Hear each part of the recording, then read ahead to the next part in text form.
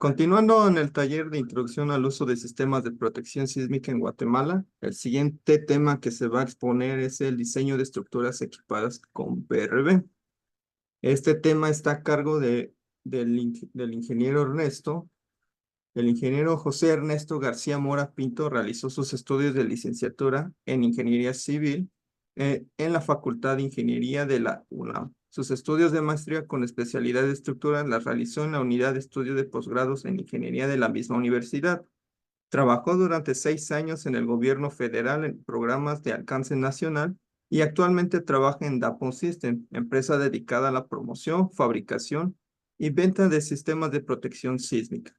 Su experiencia actual se centra en el análisis no lineal de edificaciones, desarrollo de modelos analíticos, diseño de conexiones para sistemas de protección sísmica y diseño de disipadores histeréticos. Démosle la palabra al ingeniero José Ernesto García Mora Pinto, que nos va a presentar el tema de diseño de BRBs, estructuras equipadas con BRB. De acuerdo, muchas gracias, ingeniero Valentín. Pues buenas tardes a todos. Vamos a ver hoy el tema de estructuras equipadas con disipadores tipo BRB. Y voy a compartir mi pantalla, si me das permiso, por favor.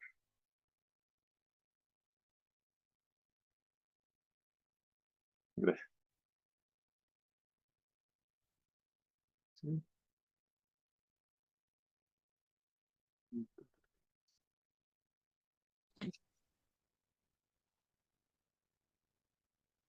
Listo, creo que ya se debe. Muy bien, espero que todos me escuchen muy bien. Muchas gracias por la invitación. Un gusto estar aquí con ustedes nuevamente, ahora como expositor. Vamos a ver dentro del taller de introducción al uso de sistemas de protección sísmica el diseño de estructuras equipadas con disipadores histeréticos. Vamos a tener una sesión que va a ser una sesión teórica y al final vamos a tener un pequeño ejemplo. También lo vamos a ver a nivel teórico, más bien conceptual, pero ya digamos, con algunos pasos predefinidos. Son 6 temas. Voy a tratar de verlos lo más rápido posible. Si alguien tuviera alguna duda en algún momento, con gusto podemos hacer una pequeña pausa. Quisiera mostrarles todos estos temas: conceptos fundamentales, parámetros de diseño, características de disipación, recomendaciones de configuración que tenemos en las normas técnicas y al final una metodología de prediseño que retomamos de un artículo de investigación. Entonces, en el tema de conceptos fundamentales, bueno, la primera sesión que tuvimos del taller ya se habló de los disipadores de energía. Alguna forma de conceptualizarlos es como los amortiguadores de carro, que lo que buscan es tratar de ser una interfaz entre las demandas, digamos, las demandas exteriores y el vehículo, ¿no? Que en este caso sería el que podría ser afectado si no tuviéramos algún sistema que nos ayudara a disipar, digamos, las irregularidades del camino. Otra forma que lo podemos conceptualizar viéndolo más bien como una instalación eléctrica, algo que tenemos muy a la mano, es que los disipadores de energía pueden funcionar como un fusible, ¿no? Un fusible, en este caso estructural. Cuando hablamos de instalaciones eléctricas son fusibles eléctricos o interruptores termomagnéticos. Ya lo platicábamos con el doctor Guerrero la primera sesión, pero bueno, quiero retomar el concepto ya que estamos hablando específicamente de disipadores histeréticos. Esto es, digamos, conceptualmente hablando de disipadores de energía. ¿Cuáles son los objetivos de la instalación de los disipadores? Bueno, digamos que dentro de los objetivos principales es mejorar el comportamiento, tener más certidumbre sobre el desempeño que va a tener nuestra estructura a largo plazo y darle una mayor seguridad y confort a los habitantes, a los usuarios de las edificaciones, no solo en el sentido de la durabilidad de la edificación, sino la posibilidad de ocuparlos en un corto tiempo, ¿no? Ya se platicó el concepto de ocupación inmediata y cómo esto nos ayuda no solo a retomar las labores, sino también a reducir costos, ¿no? Además de la reducción de desplazamientos laterales, que obviamente ayuda a la seguridad al corto y largo plazo, ¿no? Y obviamente es lo que buscamos como ingenieros cuando estamos desarrollando alguna estructura, es tratar de reducir el costo total sin comprometer la seguridad de las edificaciones y, digamos, buscando que tengamos el mejor desempeño posible para un mismo costo, ¿no? Entonces, cuando ponemos disipadores en una edificación, buscamos cumplir de manera simultánea todos estos objetivos, ¿no? Principales digamos, para el desarrollo de las edificaciones. Ahora ya pasando directamente a disipadores histeréticos. La sesión es sobre contravientos restringidos a pandeo o VRVs por sus siglas en inglés, pero bueno, vale la pena retomar el concepto de disipador histerético, en el cual se incluyen los contravientos restringidos a pandeo. Los vamos a mencionar como VRVs de aquí en adelante. Y los disipadores histeréticos son aquellos que están activados por desplazamiento. Cuando tenemos un desplazamiento relativo entre los dos extremos de un disipador, este se activa y empieza a disipar energía dependiendo de la forma en la que está construido, ¿no? Son dependientes del desplazamiento, por lo tanto, y al mismo tiempo, en el caso de los histeréticos, son disipadores pasivos. Esto quiere decir que no necesitan de ningún otro elemento adicional a la misma estructura del disipador para activarse y que se activan en el momento en el que se desarrolle cualquier cantidad de desplazamiento, pero empezarán a generar alguna disipación de energía cuando pasemos el rango elástico, ¿no? Aquí les presento los dos curvas de histéresis, los tipos principales de disipadores histeréticos son los disipadores metálicos, los cuales el comportamiento histerético está relacionado a la deformación plástica de algún tipo de metal. Entonces necesitamos un metal, necesitamos llevarlo más allá de su comportamiento elástico, que se plastifique y esta plastificación será la que disipará energía. También los que tenemos, digamos, en el mercado, ampliamente reconocidos, son los disipadores de fricción, los cuales desarrollan una fricción entre una interfaz de dos cuerpos sólidos. Esta interfaz puede ser metálica, puede ser de algún tipo de polímero o algún material especial, que nos permita que ante una presión externa podamos calibrar digamos, la fricción y en este sentido podamos saber a qué cantidad de fuerzas se empiezan a activar y se deslizan un cuerpo con respecto al otro. En el caso de los disipadores histeréticos metálicos, las curvas de histéresis características son como las que les presento en la parte superior derecha, que son con líneas grises, donde podemos ver una pequeña sección elástica de comportamiento elástico del disipador y posteriormente empezamos a ver ya comportamiento plástico. Este se identifica fácilmente porque ya empezamos a tener unas curvas de histéresis que empiezan a denotar una forma, un área dentro de las mismas y obviamente tenemos un cambio de pendiente. Este cambio de pendiente tendrá un comportamiento estable dependiendo del diseño del disipado. Entonces, las curvas de histéresis con transiciones, digamos, suavizadas son típicas de disipadores metálicos. Y abajo simplemente un esquema de un disipador de fricción, en el que las curvas de histéresis tienden a ser más cuadradas, ¿no? Como las que vimos en la primera sesión con el doctor Guerrero. Ahora, ¿qué es un contraviento restringido a pandeo? Ya sabemos que es un tipo de disipador histerético. Principalmente es un contraviento, ¿no? O sea, digamos que la forma convencional de instalarlos, de colocarlos, es como un contraviento convencional, digamos que estructuralmente hablando se colocan en la misma posición, tienen conexiones y estorban igual que un contraviento convencional, ¿no? Son dispositivos histeréticos, son del tipo metálicos. Aquí vamos a tener plastificación del acero por fuerza axial. Eso nos va a provocar curvas de histéresis que son las que disipan la energía a través del comportamiento plástico del acero y que digamos, a través de la forma, digamos, más directa de identificarlo es a través del calor. Y como veníamos platicando conceptualmente es un fusible estructural. Cabe aclarar en este tema del fusible estructural que los contravientos restringidos a pandeo, A diferencia de un fusible convencional de una instalación eléctrica, no se necesitan cambiar después del primer sismo. De hecho, no solo es recomendable, sino necesario que ante un sismo de diseño, los BRBs mantengan una capacidad remanente suficiente para no poner en riesgo la estabilidad de la estructura. Y como les comentaba el doctor Guerrero, de estudios que se han hecho en laboratorio, en realidad tenemos referencias para decir que pueden soportar una gran cantidad de sismos de diseño. Si alguien tiene alguna duda, con gusto puede intervenir. Bueno, continuando con el tema, en una estructura convencional, esquemáticamente hablando, como lo vemos del lado derecho, una estructura convencional ante un desplazamiento lateral va a ser los elementos de marcos rígidos los que tendrán que disipar la energía a través del daño en sus elementos estructurales, ¿no? En las zonas de articulaciones plásticas que, digamos, se diseñan para que sucedan inicialmente en las traves y en las bases de las columnas, conservando el resto de las columnas elásticas, este, digamos, sin daño, para evitar digamos, un mecanismo de colapso.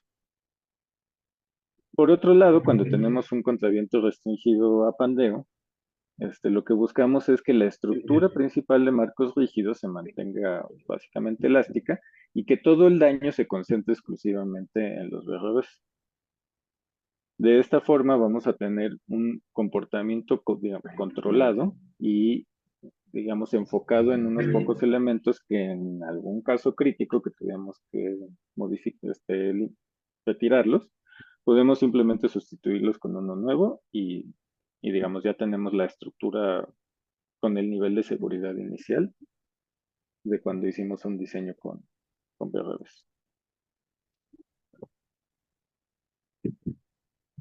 Ahora, ¿cómo se ve un BRB? Este es un esquema, tenemos un render, pero típicamente un BRB o CRP, sus siglas en español,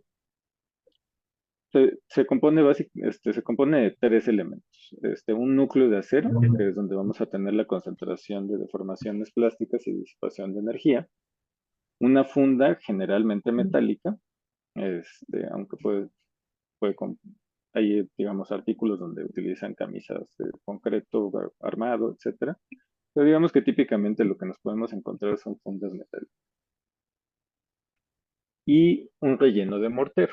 Entonces, digamos que entre estos tres elementos, el que realmente es un disipador es el núcleo de acero. Ahí es donde vamos a concentrar toda la plastificación, toda la disipación de energía. Tanto el mortero como la funda tendrán como objetivo exclusivamente evitar el pandeo en compresión del núcleo de acero, para que podamos tener un comportamiento estable.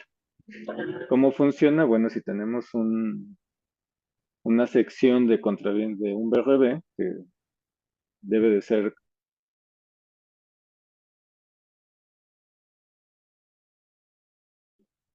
Listo, ya me escuché.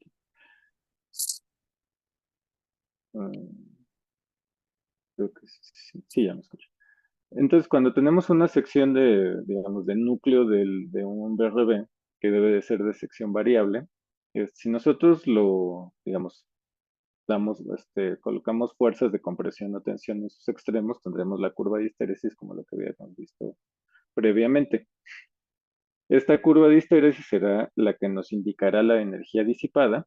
Y parte importante digamos, de conocer cómo funciona un BRB es saber que la fuerza de fluencia del BRB que está relacionada al área de la parte central no será la fuerza máxima que se desarrolle. Tendremos una fuerza de tensión máxima generada por el endurecimiento por deformación del metal cuando se comporta plásticamente. Y también en compresión tendremos una fuerza de fluencia, denominada PY en la parte inferior, y una fuerza de compresión máxima, que también estará dada por el mismo endurecimiento por deformación, pero que también tendrá un incremento dado por la interacción del núcleo de acero con la funda de acero y el mortero, por el efecto principalmente del pandeo en modos superiores. Esto quiere decir que el núcleo, aunque no se pandea globalmente, sí llega a presentar ciertos pandeos en un modo superior, que es como si se hicieran una especie de olitas a lo largo de la parte central. Esa interacción con el resto de la camisa y del mortero va a hacer que la fuerza de compresión y la de tensión nunca sean iguales y la de compresión siempre será un poco más elevada. Pero en términos generales podemos considerar que son muy similares. Una de las preguntas es, bueno, si se colocan igual que un contraviento y estorban igual que un contraviento, ¿por qué no simplemente ponemos un contraviento, ¿no? La pregunta, digamos, la respuesta se da más por el comportamiento global del contraviento y no tanto por su resistencia. Como les quiero presentar en estas gráficas, del lado izquierdo un esquema. Cuando nosotros empezamos a cargar en tensión un contraviento convencional, sí que podemos obtener una fuerza de fluencia e incluso una fuerza de tensión máxima relacionada al endurecimiento por deformación. Sin embargo, cuando empezamos a aplicar compresión en el mismo contraviento, dependiendo de la compacidad y digamos, de cómo lo hayamos diseñado, pues tendremos una fuerza máxima que típicamente será menor, incluso mucho menor que la fuerza de fluencia digamos, en compresión. ¿Qué es lo que va a suceder? En el momento en el que se pandea, entonces perdemos prácticamente bueno, una gran cantidad de la capacidad de resistir fuerzas a compresión de manera súbita, dado que el pandeo digamos, es una falla súbita, y a partir de ahí tendremos desplazamientos sin la posibilidad de seguir soportando cargas, ¿no? Tendremos una carga remanente, pero esta será muy baja comparado al potencial de la sección en una carga de fluencia, ¿no? A partir de ahí regresaríamos y empezamos a cambiar la dirección del desplazamiento de la fuerza. Podemos regresar a retomar cierta cantidad de fuerza de tensión y si no presentamos una fractura o una deformación excesiva en el contraviento, podríamos incluso volver a desarrollar curvas de histéresis que alcancen la fuerza de fluencia en tensión. Del lado derecho les presento unas gráficas de un artículo de investigación donde se hicieron análisis en contravientos físicos reales a diferentes intensidades, ¿no? del sismo de 1985 en la Ciudad de México. Como podemos ver, a medida que incrementamos, salimos del comportamiento lineal y empezamos a tener curvas de histéresis con esta forma, digamos, típica de un contraviento. Pero bueno, ¿y eso cómo se traduce ya en por qué no estamos utilizando un contraviento? Si comparamos las curvas de histéresis, en este caso esquemáticas de un contraviento y un BRB, lo que podemos ver es que el área bajo la curva de histéresis de un BRB es mucho más grande, lo que implica que estamos disipando una mayor cantidad de energía, pero además es estable, o sea, tenemos un comportamiento, digamos, casi simétrico, tanto en tensión y en compresión, y estos ciclos se pueden mantener durante mucho tiempo a desplazamientos y a utilidades altas. Por el contrario, con los contravientos convencionales, no solo perdemos potencial de resistencia digamos, por el pandeo de la sección general, sino además también perdemos un potencial alto de disipación de energía, ¿no? Este sería, digamos, sería el concepto principal de por qué utilizar un BRB y no un contraviento convencional, ¿no? Ya cuando queremos ver digamos, estas curvas de histéresis, cómo se ve esto en un laboratorio, les presento este video de una prueba experimental que se hizo en el Instituto de Ingeniería. Como podrán ver en el video, la deformación del BRB digamos, no es visible a simple vista, pero con la instrumentación podemos generar las curvas de histéresis que van denotando el protocolo de carga, ¿no? Podemos ver que este prototipo de un BRB tiene un comportamiento estable en las curvas de histéresis y tenemos un comportamiento bastante simétrico, ¿no? Podemos ver el nivel de carga y cómo tenemos un exceso de carga en compresión por la interacción con la camisa, pero podemos ver curvas muy amplias, ¿no? Como las que les mostraba el doctor Guerrero. Otro tipo de disipadores histeréticos, este es como un extra al tema de contravientos restringidos a pandeo, Este también es un disipador metálico, pero que disipa la energía por plastificación, flexión de las placas que se ven aquí. Este simplemente les presento otro video, donde vemos, aquí sí que es muy clara la deformación del aparato, digamos, de acuerdo al diseño que se hizo para este prototipo, sí se ve muy claramente la deformación y del lado derecho podemos ver las curvas de histeresis experimentales, ¿no?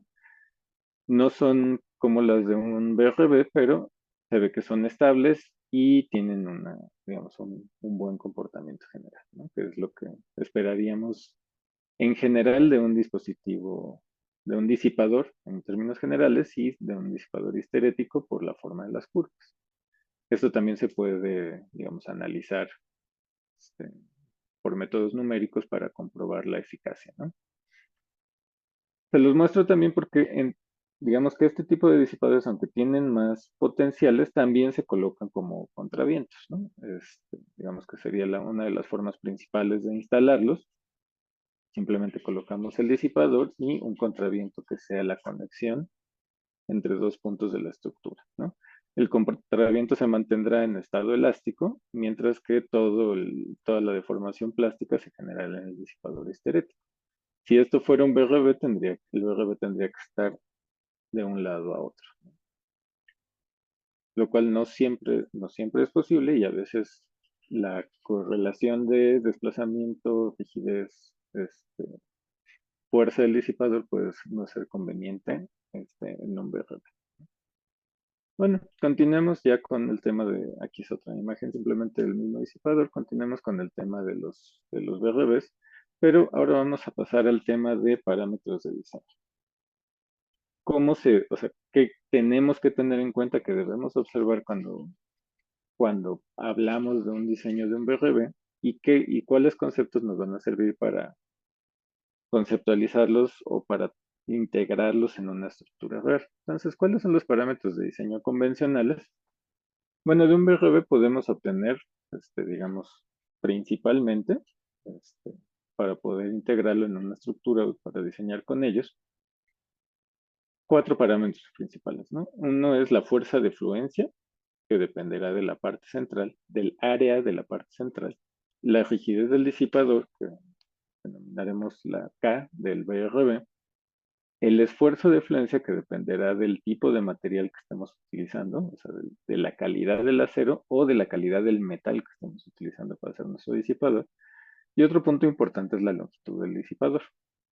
La longitud del disipador estará dada principalmente por la geometría de la estructura, ¿no? En el tema de esfuerzo de fluencia, ¿a qué nos referimos cuando hablamos de un esfuerzo de fluencia esperado? Digamos, típicamente es el esfuerzo de fluencia nominal multiplicado por un factor adimensional que nos da, digamos, que el esfuerzo promedio esperado para ese tipo de material de acuerdo a los métodos de fabricación actuales. ¿Cuál es la forma más adecuada de conseguir el valor de esfuerzo esperado? Es utilizar de las placas con las que vamos a fabricar, tendríamos que sacar probetas y llevarlas al laboratorio para tener un valor específico del material que estamos usando. Pero para fines de prediseño podemos utilizar la información que se encuentra en tabla, ¿no? El RY depende del tipo de acero y también de cómo está maquinado, ¿no? No es el mismo RY para secciones IR, para placas, etcétera, ¿no? Pero estos son los parámetros principales que tenemos para un BRB. Hablando de la geometría del BRB, bueno, lo que tenemos es una área central que será la encargada no solo de disipar la energía, sino de darnos un valor de resistencia, ¿no? A mayor área, mayor fuerza y mayor rigidez, y tendremos que utilizar algún otro tipo, bueno, algún espesor de placa específico, ¿no? Tenemos el área en los extremos, que siempre será más grande que el área central, de tal forma que en la sección donde nos conectemos a la estructura, nosotros podamos garantizar que vamos a tener un comportamiento elástico ante todos los ciclos de carga que desarrollará la parte central, en donde sí que tendremos unas curvas de histéresis, ¿no? Entonces, ante la carga máxima probable que desarrolle nuestra sección central, la sección de los extremos se tendrá que mantener elástica, ¿no? Para garantizar que el comportamiento que estamos modelando sea efectivamente lo que se va a observar en la realidad, ¿no? Tendremos unos extremos que dependerán del diseño del disipador y de las condiciones de conexiones con la estructura, y la parte central, que será la que disipe la energía y que tendremos que diseñar para obtener el desempeño que queremos, ¿no? El área del núcleo, bueno, es muy sencilla, simplemente la fuerza de fluencia que nosotros queramos determinar entre el esfuerzo de fluencia esperado, ¿no? Típicamente se construyen con placas, hay BRBs digamos, hay configuraciones de BRBs en los que se utilizan secciones IR o se utilizan tubos, hay, digamos, una gran variedad de experimentos y de prototipos que se han desarrollado en donde la parte central cambia de forma o se utilizan secciones típicas, pero digamos que uno de los más comunes, o más, que se observan más ampliamente en la literatura, son de una placa de sección constante, perdón, de grosor constante y de sección variable. El ancho del núcleo pues, simplemente será el área entre el espesor de la placa, ¿no? Que digamos que tenemos como relaciones obvias en el diseño de un BRB, pues que el ancho de la parte extrema tendrá que ser mucho más o más en general que el de la parte central para que obtengamos este comportamiento, ¿no? Elástico en los extremos y plástico en la parte central. Y de la relación de longitudes, sabemos que la suma de los extremos más la parte central nos dará la longitud total de nuestro disipador. Esto considerando obviamente el espacio físico que tenemos, ¿no? Ya cuando pasamos al tema de la rigidez, como es un elemento que funciona por carga axial, digamos, toda la disipación, toda la transmisión de fuerza se hace por carga axial. Entonces, la rigidez que podemos determinar de esta sección es, digamos, directamente calculable con la fórmula típica de la rigidez axial, es decir, el módulo de elasticidad por el área entre la longitud. Para una sección constante es muy sencillo, pero para una sección variable tenemos que hacer una rigidez equivalente que se puede modelar o conceptualizar como resortes en serie, ¿no? Tenemos rigideces en los extremos, rigideces en el centro. Con esta equivalencia podemos obtener la rigidez del BRB y esa rigidez será la que utilizaremos posteriormente para nuestro modelado, para nuestro diseño estructural, ¿no? ¿Cómo obtenemos esta rigidez? Aquí no me voy a detener mucho, pueden revisar ustedes, simplemente es un desarrollo de ecuaciones en donde a partir de compatibilidad de deformaciones y el análisis de rigideces y fuerzas, llegamos digamos, a la ecuación final donde la rigidez del BRB será el inverso de los inversos de las rigideces de cada sección. Y con eso obtendremos digamos, una rigidez teórica, ¿no? Que es muy aproximada a la rigidez ya experimental, siempre y cuando digamos, los métodos de fabricación sean adecuados, ¿no? En muchos prediseños, en la literatura también se puede encontrar que en vez de estar utilizando, digamos, estas secciones variables, etcétera, lo que buscamos es hacerlo de una forma más práctica. Entonces se utiliza una rigidez equivalente. Lo que hacemos es utilizar pues, una sección constante que tenga la misma longitud del BRB con el área, digamos, con un área igual al área de la parte central, pero la rigidez la vamos a modificar con un factor adimensional que lo que va a hacer es incrementar la rigidez de la barra para transformarla en la rigidez del BRB. Este factor lo llamamos FK, que es un factor de rigidez equivalente, y que se calcula simplemente dividiendo eh, la rigidez disculpa,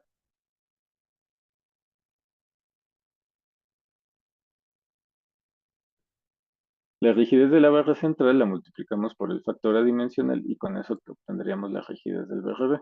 Este factor, dado que la sección del BRB siempre es una sección variable y los extremos son más grandes, este factor FK siempre tendrá que ser superior a 1.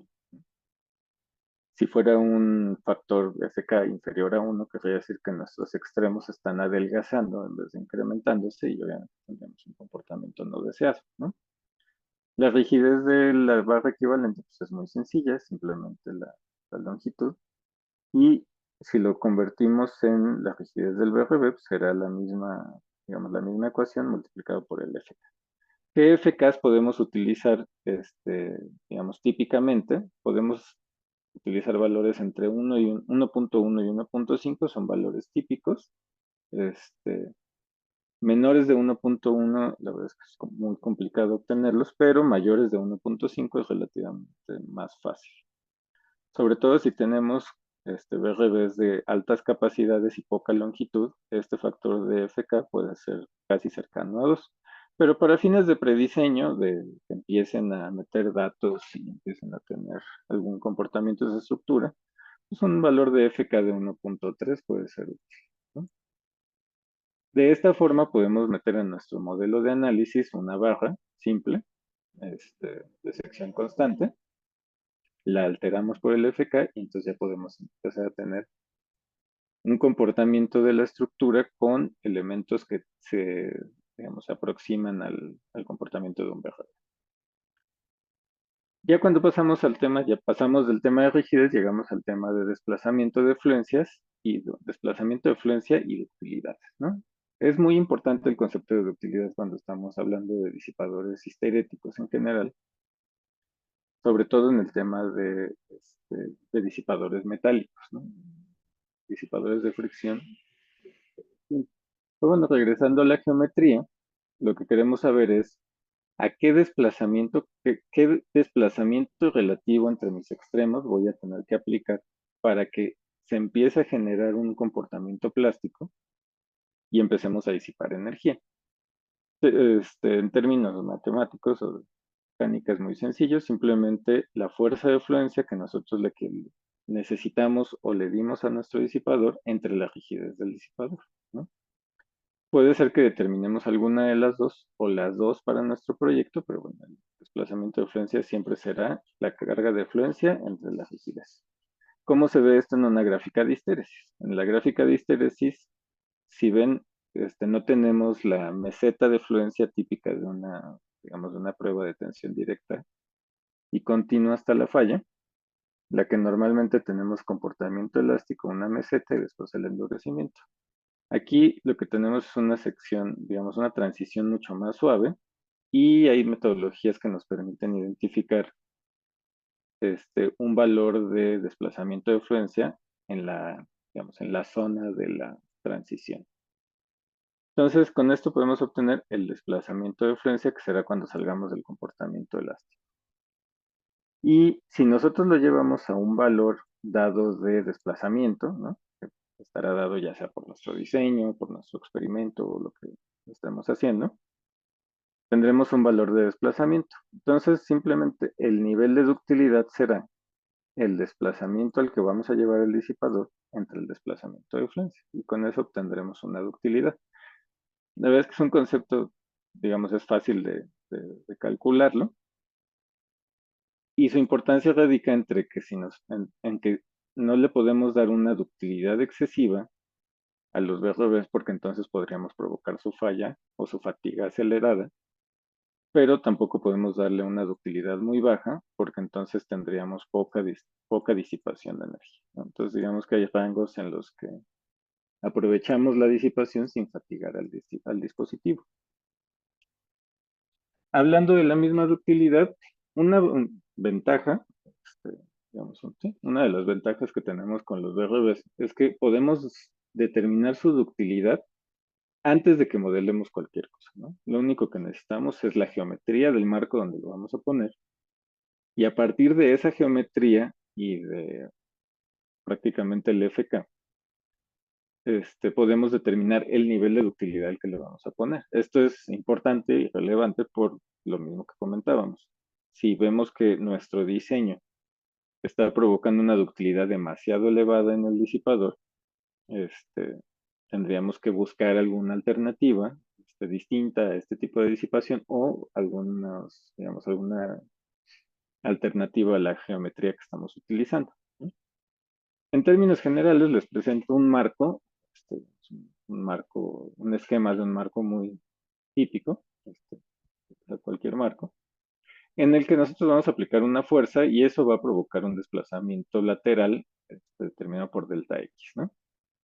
Este valor de desplazamiento lateral delta X lo podemos convertir fácilmente en un desplazamiento de la diagonal que vamos a denominar como U, que va a ser el desplazamiento en la diagonal, que para nuestro tema va a ser un BRB. Entonces, aquí simplemente hacemos un desarrollo y obtenemos que el desplazamiento que tendremos en nuestro BRB estará relacionado al desplazamiento lateral, que este desplazamiento lateral en términos sísmicos estará dado por un sismo de diseño o algún tipo de amenaza sísmica, ¿no? Entonces, ¿qué sí podemos, como ya vimos previamente, hablábamos de la ductilidad?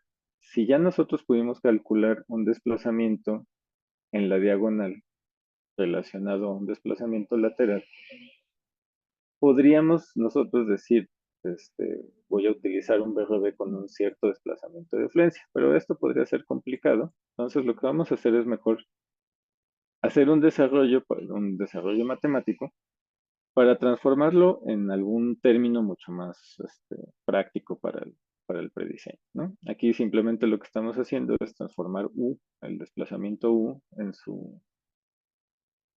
digamos, en el desarrollo que habíamos visto previamente. El desplazamiento de influencia sabemos que es PY por la rigidez del BRB. Y si desarrollamos, podemos ver que PY es el área de la parte central por el esfuerzo esperado. Y la rigidez del BRB será este, la, la rigidez de una barra de sección constante por un FK. Entonces, si seguimos desarrollando, obtendremos que el, el nivel de ductilidad que le vamos a exigir a nuestro disipador estará en función de FK, de del nivel de desplazamiento que queramos aplicarlo, de la longitud del BRB, que es digamos, un dato geométrico, y el FY esperado, que es digamos, un valor que se utiliza típicamente con aceros A36, ¿no? Entonces tendríamos toda la información necesaria para poder determinar el nivel de ductilidad. Pero ¿cuál es el valor que a lo mejor no es tan claro que pudiéramos, digamos, obtener directamente? El nivel de desplazamiento lateral, ¿no? Nosotros generalmente cuando hacemos un diseño no pensamos necesariamente en desplazamiento lateral. Típicamente pensamos en distorsiones de entrepiso, ¿no? Entonces, en la distorsión de entrepiso, está referenciado en las normas, digamos, las normas de la Ciudad de México, dan los límites de distorsión de entrepiso máximo para sistemas estructurales típicos. Entonces, es un valor que podemos, digamos, controlar más fácilmente, ¿no? Entonces, simplemente lo que hacemos es cambiar el desplazamiento lateral por la distorsión y la altura. Y lo que vamos a hacer es también utilizar la longitud de la diagonal digamos, como en función de la altura y obviamente el ángulo, ¿no? Una regla que, digamos, que es funcional para determinar cuál es la longitud física que vamos a tener de un BRB o de un contraviento convencional es utilizar la longitud digamos, la longitud nodo a nodo, ¿no? De centroide a centroide de elementos estructurales y multiplicarla por 0.8. Esto nos va a dar la longitud del BRB, perdón, nos va a dar la longitud del BRB cuando ya consideramos el tamaño de las columnas y el tamaño de las traves, ¿no? Cuando descontamos esas dimensiones, típicamente llegaremos a un factor de 0.8.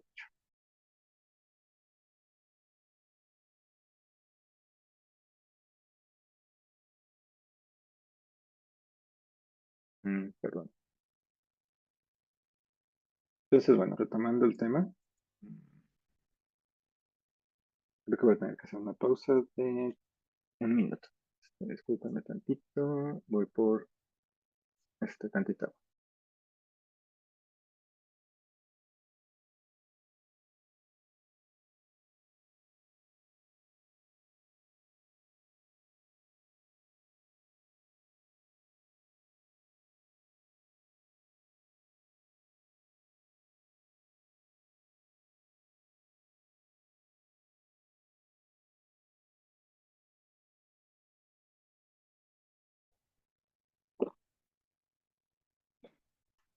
Listo, ya estoy.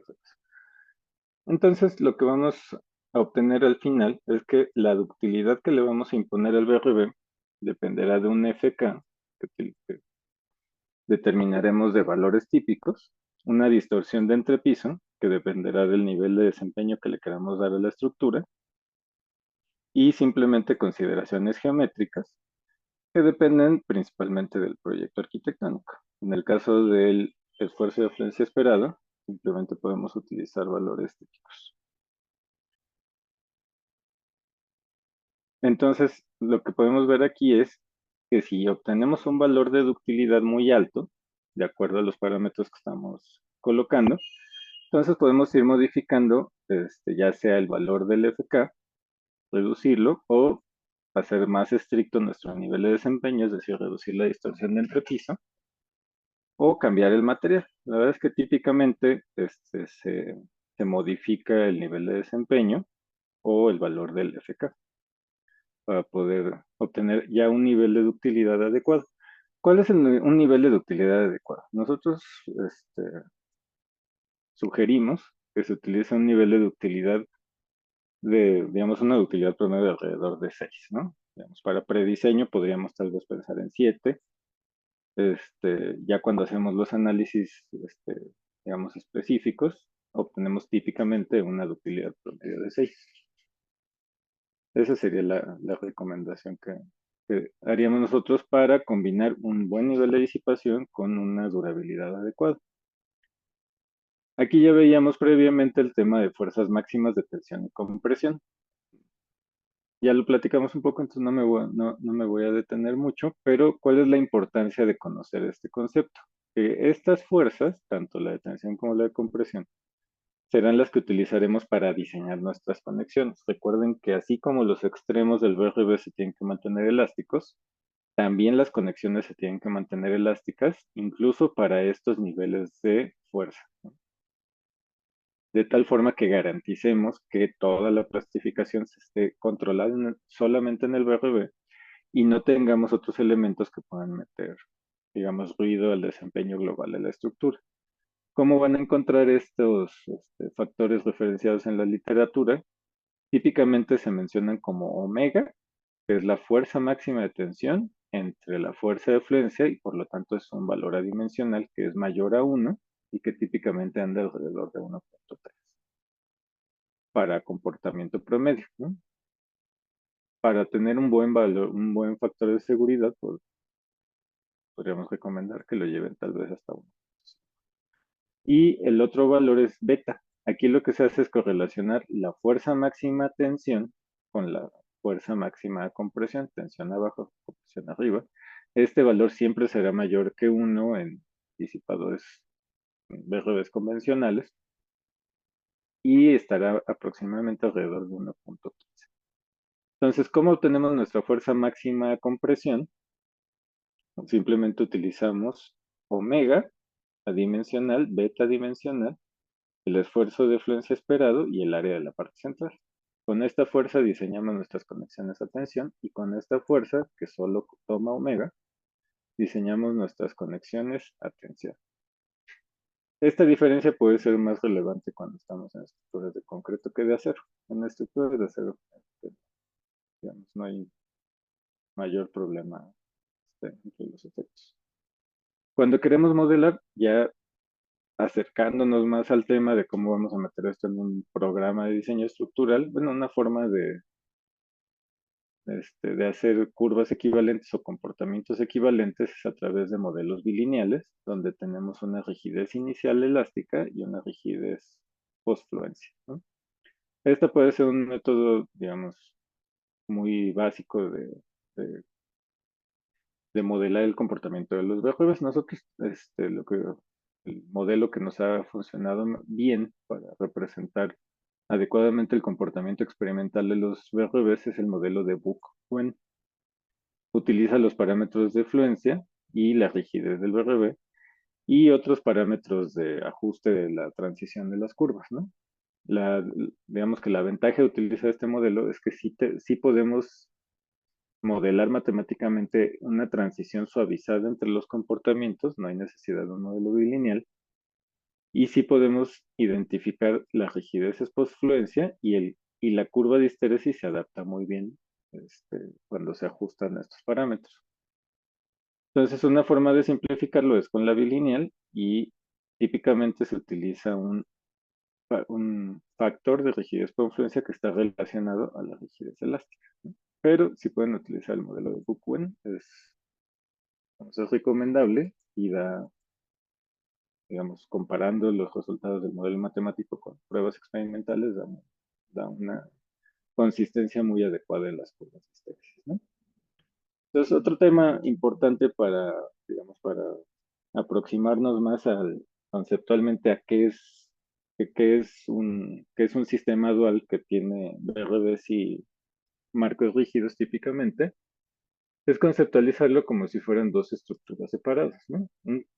Digamos que un concepto importante cuando estamos haciendo diseños con disipadores es que tenemos que garantizar que los BRBs protejan a la estructura, ¿no? Si lo queremos ver como un sistema dual en el cual tenemos dos sistemas que trabajan en conjunto, vamos a tener el sistema de resistencia lateral, que es de los BRBs con una línea azul, y con una línea negra tendríamos a los marcos rígidos, que bien que soportan carga gravitacional como función principal, pero también nos dan cierto nivel de resistencia lateral. Entonces aquí conceptualmente simplemente vemos unas líneas, pero el punto importante es que tenemos que garantizar que el desplazamiento lateral al cual empezamos a disipar energía sea menor, de preferencia mucho menor, que el desplazamiento lateral en el cual empieza a disipar la energía a la estructura, ¿no? Es decir, la distorsión de entrepiso con la cual diseñamos nuestros elementos estructurales y la distorsión de entrepiso en el cual los BRBs empiezan a disipar energía tienen que ser distintas y de preferencia muy bajas, ¿no? Si tenemos una correlación como la que se presenta, alrededor de 0.2% para el inicio del comportamiento plástico, podemos garantizar que sí vamos a tener ya una buena cantidad de disipación cuando la estructura todavía está en el rango elástico, ¿no? Si viéramos estos dos comportamientos elastoplásticos como una estructura dual, tendríamos una curva trilineal como la que se observa, donde tenemos un punto inicial de fluencia, que es donde empiezan a disipar los BRBs, y un segundo punto donde ya tenemos plastificación de la estructura y de los BRBs, y eso nos daría la fuerza máxima, bueno, el cortante de base máximo que soportaría esta estructura, ¿no? Visto como esquemas, se vería aproximadamente así. Tenemos un sistema que solamente soporta cargas laterales donde el único que actúa es el BRB y un sistema de marcos rígidos que soporta tanto gravitacionales como laterales y que típicamente se verían como una estructura dual. Cuando sumamos el comportamiento de estos dos sistemas, ya podemos modelar el comportamiento del sistema compuesto, ¿no? Aquí la representación del esquema es empujamos, tenemos la fluencia inicial y después tenemos la fluencia secundaria. Entonces, digamos, conceptualmente esa es la idea. Y de aquí podemos obtener también la rigidez del sistema dual y digamos, la resistencia del cortante de base. Viéndolo matemáticamente, digamos, ya con fórmulas para poder identificar, en este caso, ya el periodo de la estructura, que será relevante más adelante cómo podemos conceptualizar que a través de ponerle un sistema secundario de resistencia lateral, reducimos el periodo de vibrar de la estructura y lo podemos llevar hasta un parámetro en el cual sea funcional para nuestro diseño sísmico, ¿no? Aquí simplemente es un desarrollo donde sabemos que la fuerza total será la que desarrolla el marco más la que desarrolla los BRBs. Y la rigidez total, hablando de rango elástico, será la rigidez del marco más la rigidez de los BRBs. Transformando esto en frecuencia circular, lo que sabemos es que la frecuencia al cuadrado global será la frecuencia al cuadrado de cada uno de los sistemas, ¿no? Del sistema CRP de solo lateral con el sistema gravitacional lateral de los marcos rígidos, de tal forma que al final podemos identificar que el periodo de vibrar de la estructura dual está bien relacionado al periodo de vibrar de la estructura sin ningún tipo de BRB, más el periodo de vibrar de una estructura que está compuesta exclusivamente por BRBs y que no tiene marcos, ¿no? Esto será útil cuando veamos la metodología simplificada, porque podremos ir correlacionando para un, para un diseño de marcos rígidos dado, qué tantos RPs les tenemos que poner para que cumplamos con un periodo objetivo que estará relacionado a la demanda. Entonces, ese es el tema de parámetros de diseño de los BRBs. Y ahora vamos a ver el tema de características de disipación. En este tema, lo que les quiero mostrar es cuáles son, digamos, la información que deberíamos de tener cuando estemos buscando un dispositivo de disipación de energía, ¿no? Obviamente necesitamos siempre que o sea, cualquier diseño de disipador histerético, de fraccionante, en realidad, cualquier tipo de sistema de protección, dado que son relevantes para la salud de la estructura y para el desempeño final, siempre tienen que estar respaldados por pruebas de laboratorio, ¿no? Siempre que nosotros tengamos un diseño, ya sea un diseño innovador o un diseño, digamos, convencional de BRBs, siempre tenemos que tenerlos validados por pruebas de laboratorio, ¿no? De las pruebas de laboratorio, típicamente lo que obtendremos serán las curvas de histéresis y, dependiendo del diseño, cargas máximas, cargas mínimas y el nivel de ciclos en el cual tenemos que llevar nuestro dispositivo hasta la falla. Estas gráficas ya las habíamos visto con el doctor Guerrero. Es un arreglo experimental en el cual se colocó un disipador como típicamente se observaría en una estructura y se realizó un protocolo de carga que está relacionado a demanda sísmica y, digamos, no a pruebas estandarizadas, ¿no? Pero típicamente se utilizan protocolos estandarizados. Como cualquier protocolo, digamos, como cualquier metodología de prueba de algún elemento, así como tenemos, digamos, parámetros para probar la tensión de las varillas o para determinar la fuerza de compresión de un diseño de concreto, cuando vamos a probar disipadores, en este caso BRBs, utilizamos un protocolo que ya está estandarizado, ¿no? Lo podemos, digamos, ver a mayor detalle en el ISC, el 34116, donde nos da un cierto nivel de desplazamiento mínimo en el cual lo vamos a empezar a incrementar hasta que obtengamos un comportamiento plástico, de tal forma que tengamos digamos, un nivel de disipación de energía que sea estandarizado para todos los disipadores histeréticos, ¿no? Este protocolo te da valores mínimos, o sea, mínimo lo tienes que llevar a este nivel de plastificación, pero no implica que no podamos agregar algunas otras secciones. Típicamente se puede agregar una serie de ciclos elásticos y ya después empezamos con niveles de ductilidad, que pueden ser ductilidad de 2, 4, 6, 8, hasta 10, ¿no? Dependiendo de cómo hayamos diseñado nuestro disipador y de las demandas que le estamos, este, digamos, solicitando en el diseño del edificio, ¿no? Y posteriormente a este protocolo estándar, a este nivel digamos, de plastificación, tendríamos que tener un comportamiento estable y adecuado.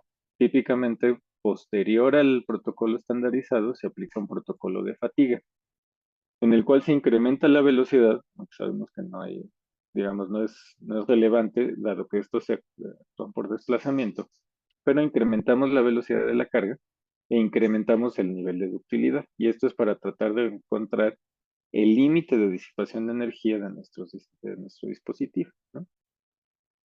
Si observan aquí tenemos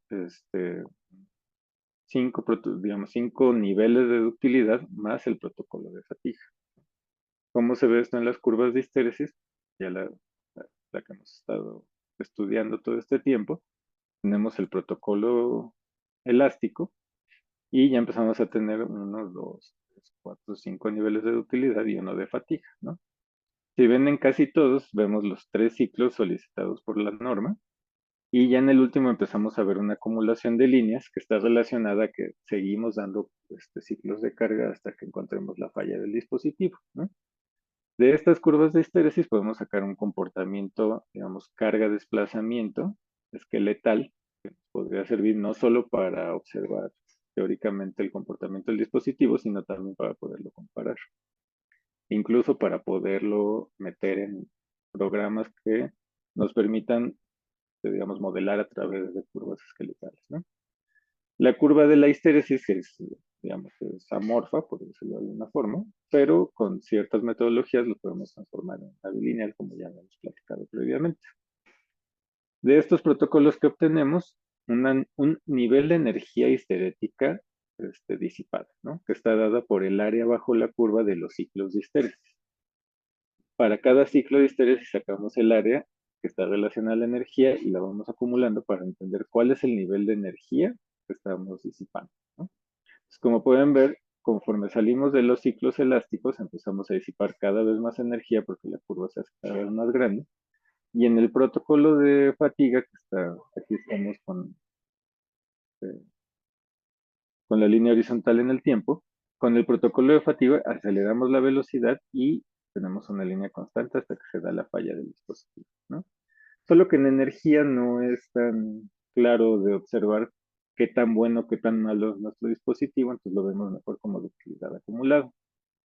Ya lo habíamos platicado con el doctor Guerrero, pero digamos, si lo vemos con un mayor detalle aquí, en algunos artículos se plantean metodologías en la cual transformamos, digamos, el área asimétrica, la podemos convertir en un área regular y con esto hacer el cálculo mucho más rápido y transformar la energía en ductilidad acumulada. Y así veríamos la curva. Como pueden observar, es prácticamente la tendencia es idéntica a la que tendríamos en la de energía, pero aquí tenemos a la ductilidad acumulada. Como vemos en esta prueba de BRB, llegamos a básicamente 1150, sí, 1150 de ductilidad acumulada, es decir, 1150 veces el desplazamiento de Francia, ¿no? Cuando digamos que las normas para validación del diseño piden alrededor de 300. Lo que quiere decir que no solo el dispositivo es bueno, sino que tiene una reserva de disipación bastante alta, ¿no? Aquí les muestro, ya para terminar con el tema de